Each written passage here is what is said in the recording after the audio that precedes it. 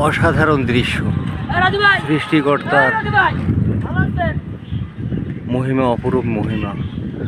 দেখুন, একটা চাঁদের মতো, ময়ূরের মতো, সাপের মতো মনে বোঝা যাচ্ছে।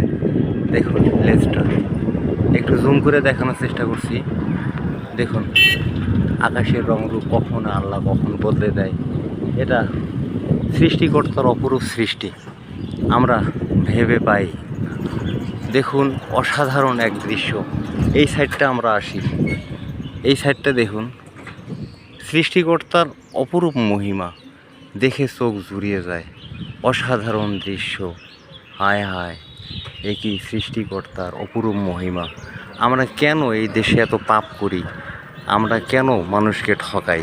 আসুন আমরা হিংসা বিভেদ ভুলে অসাধারণ এই দৃশ্যগুলো মনে করে পাপকে মুছে ফেলি আমাদের এই জীবন থেকে, তবেই আমরা তৃপ্তি পাবো। নতুবা আমরা এইভাবে পানির স্রোতের মতো ভেসে যাব। কোথায় ভেসে যাব নিজেও জানি না। আসুন পাপ থেকে দূরে থাকি।